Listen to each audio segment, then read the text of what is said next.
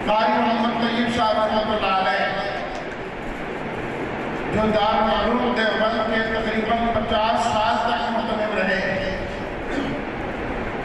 انہوں نے بڑی خوبصورت بات لکھی، فرمایا کرتے تھے کہ قرآن دو قسم کا ہے، ایک علمی قرآن ہے اور ایک عملی قرآن ہے، ایک کتابی قرآن ہے اور ایک عملی قرآن ہے۔ کتابی قرآن جو اوراق میں لکھا ہے قرآن مجید اسے کہا جاتا ہے، عملی قرآن وہ نبی کریم صلی اللہ علیہ وسلم ہے اور آپ کی سیرت ہے کہ اللہ نے قرآن میں جو کچھ فرما دیا نبی کریم صلی اللہ علیہ وسلم نے اس پر عمل کر کے بتا دیا۔ تو آپ نے عملی قرآن مجید جو ہے ان کی شان سنی ہے۔ اب میں درخواست کروں گا استاد محترم، استاد الاساتذہ جو ہم سب کے استاد ہیں اور اس جامعہ کے سرپرست ہیں اور ہمیشہ انہوں نے اپنی دعاؤں سے اور سرپرستی سے ہمیں نوازا، اور اس بڑھاپے میں کمزوری میں وہ ہمارے پاس تشریف لائے، تو میں آپ درخواست کروں گا استاد محترم حضرت مولانا مفتی خلیل الرحمان صاحب حقانی دعوت برکاتہ العالیہ سے کہ وہ تشریف لائے اور تمام کو مسائل سے اور قرآن مجید کے جو حقوق ہیں ان سے روشناس کرائیں۔ استاد محترم حضرت مولانا مفتی خلیل الرحمان صاحب حقانی دعوت برکاتہ العالیہ، شیخ الحدیث و سرپرست جامعہ عثمانیہ لاہور۔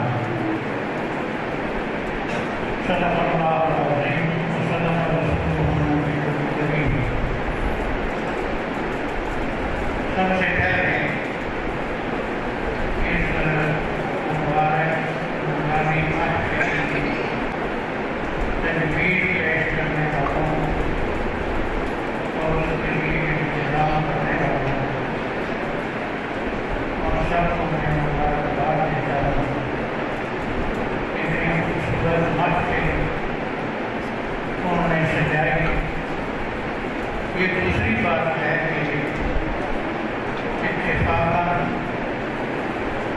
سڑکیں بند ہونے کی وجہ سے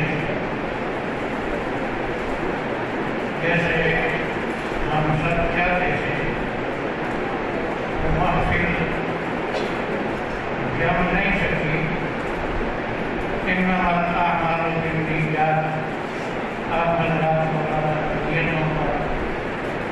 ثواب بھی عطا فرمائے گا، اور جتنے مہمان تشریف لائے سنانے والے اور سننے والے ان سب کا میں آپ سب حضرات کی طرف سے شکریہ ادا کرتا ہوں۔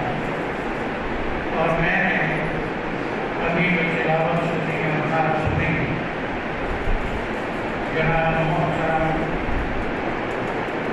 قاری عبدالباسط صاحب تعالیٰ عنہ وبارک اللہ فی اعمالہ اور ایمان افروز اور اللہ تعالیٰ کی توفیق سے اعلیٰ درجے کی تلاوت انہوں نے پیش کی ہے۔ قرآن کریم اس میں تو دو رائے ہو نہیں سکتی کہ مسلمانوں کے پاس اللہ کی سب سے بڑی نعمت ہے، اور قرآن کریم دنیا اور آخرت کی کامیابی سب سے بڑا رہنما ہے۔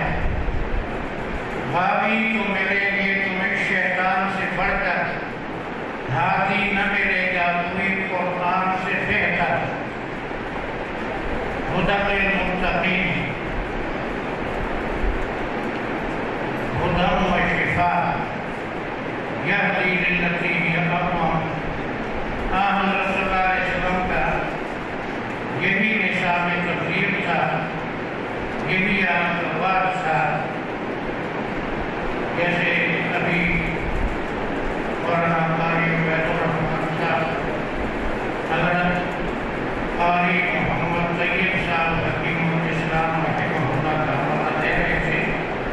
حضرت صلی اللہ علیہ وسلم نے قرآن کریم کو بھی بار کبھی ذریعہ بنایا، جہاں بھی چند آدمی ملے، ایک آدمی ملا، اس کو آپ نے قرآن سنایا۔ اتر کر حرا سے سوئے قوم آیا اور ایک نسخہ کیمیا ساتھ لایا۔ بہت زبردست حاضر ہے قرآن مقدس میں قرآن کریم حضرت صلی اللہ علیہ وسلم کے بارے میں ارشاد فرمایا ہے۔ ارشاد پڑھنے کا وقت نہیں ہے۔ فرماتے ہیں کہ یہ بجلی کا کڑکا تھا یا صوت ہادی، یہ بجلی کا کڑکا تھا یا صوت ہادی، رب کی زمین اس نے ساری ہلا دی۔ ایک شخص جو ہے اس نے آواز بلند کیا، آپ صلی اللہ علیہ وسلم کی 20 سالہ محنت کے نتیجے میں پورے حجاز اور یمن کے اندر سارے بت خانے بند ہو گئے، بت ٹوٹ گئے، اور لا الہ الا اللہ محمد رسول اللہ کی پرچم ہر طرف لہرانے لگے۔ یہ قرآن کریم آپ نے قرآن سنایا، اور بھی آپ کے پاس کتاب نہیں تھی،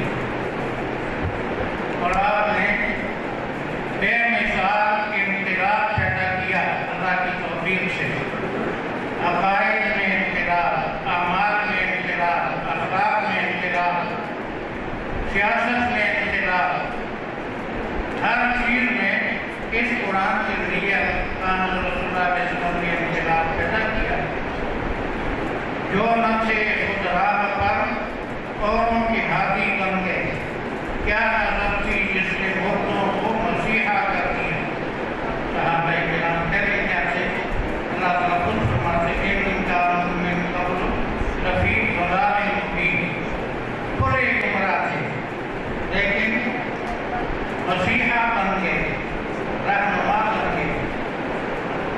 اور فرمایا کہ اصحابی کالنجوم بأیہم اقتدیتم، ہر ایک جائے ہدایت پہ جو مقدس اشارہ بن گیا۔ اور صحابہ کرام نے قرآن پڑھا، حضرت صلی اللہ علیہ وسلم نے قرآن سنایا اور پڑھایا۔ فرمایا کہ رہ لنا الحفظ رہبر شدت، الکتاب صاحب دفتر شدت۔ جادو قرآن پڑھ کر رہنما بن گئے، ایک کتاب پڑھ کر خلافتوں کے مالک بنے، صوبوں کے گورنر بنے، عدالتوں کے جج اور قاضی بنے۔ تو وہ زمانے میں معزز سے مسلمان ہو کر، ہم خار ہوئے تارک قرآن ہو کر، ان محفلوں سے صرف سن لینا نہیں کافی، خود اپنے لیے بھی کچھ سیکھنا چاہیے۔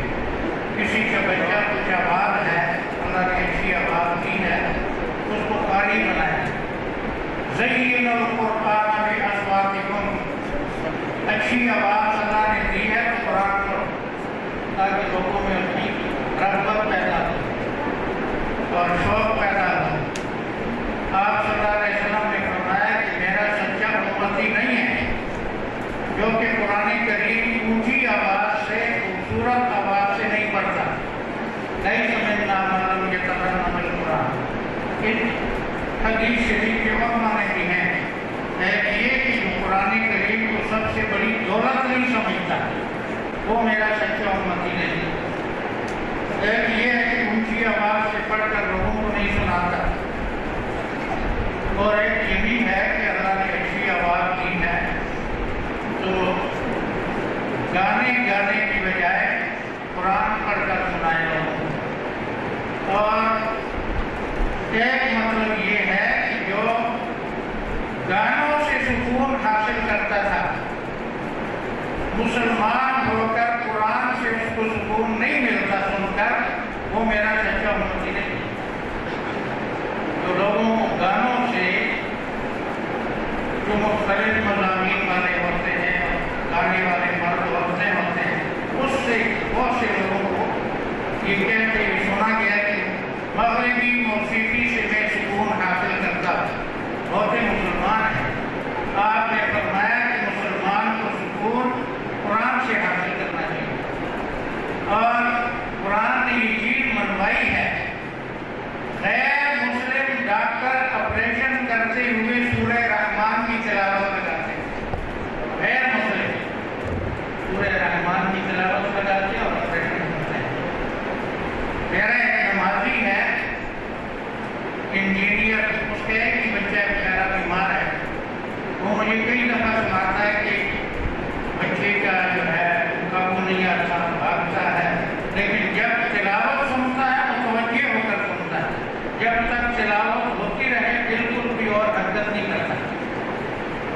جب 12,000 بچے ویسے بیمار ہے بیچارے، جسمانی طور پر ذہنی طور پر، لیکن قرآن ٹی وی پر لگا ہو، کسی جگہ قرآن کی آواز ہے، بالکل متوجہ ہو جائے اور بڑا پرسکون ہو جائے. جب تک تلاوت ہوتی رہے تو سنتا رہتا ہے. اس قرآن کریم کی تلاوت سے ارادتاً سنا یا اتفاقاً سنا، بڑے بڑے صحابہ کرام ایمان لائے. کسی نے آپ سے نماز میں قرآن سنا، کسی نے عذاب میں قرآن سنا. اور انسان تو انسان، جنات کی ایک جماعت فجر کی نماز سے آپ سے قرآن سن کر صرف مومن نہیں بنی، مبلغین بن کر اپنی قوم کے پاس چلی. پوری سورت سورہ جن اور سورہ احقاف میں بھی ہے، وَلَّوْ إِلَىٰ قَوْمِهِمْ مُنذِرِينَ يَا قَوْمَنَا أَجِيبُوا دَاعِيَ اللَّهِ وَآمِنُوا بِهِ. اے ہماری قوم، اللہ کے داعی خاتم النبیین صلی اللہ علیہ وسلم، ان کی بات کو قبول کرو، اس پر ایمان لاؤ. ایک مجلس میں قرآن ویسے یاد کچھ بنتا ہے کہ یہ نہیں، یہ پڑھ کے کھڑے ہوتے ہیں، مضبوط ہوتے ہیں، لیکن ایک مجلس میں اتفاقاً وہ تلاش کر رہے تھے کہ ہم پر پابندی کیوں لگی، فرشتوں کی باتیں سننے سے ہمیں کیوں روکا گیا. جماعتیں تشکیل کی، حجاز میں بھی کی تشکیل ہوئی. آپ صلی اللہ علیہ وسلم سے اتفاقاً فجر کی نماز قرآن، اور جب آواز سنی ایک دوسرے کو اشارہ کیا کہ اور یستمعون القرآن، غور سے سنا. فلما سمعوا قالوا انصتوا، جب خاموش ہو کر سنا وَلَّوْا إِلَىٰ قَوْمِهِمْ مُنذِرِينَ. بڑے بڑے سردار، بڑے بڑے معزز صحابی ایک تلاوت سن کر ایمان لائے. حضرت عمر بن خطاب رضی اللہ تعالیٰ عنہ حضرت صلی اللہ علیہ وسلم کو شہید کرنے کے لیے گئے، تلوار ہاتھ میں پکڑی. لمبا واقعہ نہیں سناتا، ان کا ایمان کیسے دل بدلا. اپنی بہن سے، فاطمہ بنت خطاب سے سورہ طٰہٰ کی جب آیتیں سنی اور ذہن بدل گیا، کہا مجھے بھی آپ کے پاس پہنچا دو، اور پھر اسی وقت ایمان. اقبال کہتا ہے تمہیں دانی کے سوزے پھر آتے تو دیگر کیوں کرد تقدیر عمر کا. اے خاتون اسلام، تجھے پتا ہے کہ تیری اخلاص والی تلاوت سے عمر کی تقدیر بدل گئی. جو نبی کو قتل کرنے کے لیے جا رہا تھا، وہ اصل میں جو حضور نے دعا کی تھی، اے اللہ اسلام کو طاقت پہنچا، عمر کو مسلمان کر کے، تو وہ دعا تو ہوئی، لیکن ذریعہ قرآن کریم کا سورہ طٰہٰ کی تلاوت. یہ ہم ایسے بیٹھ کر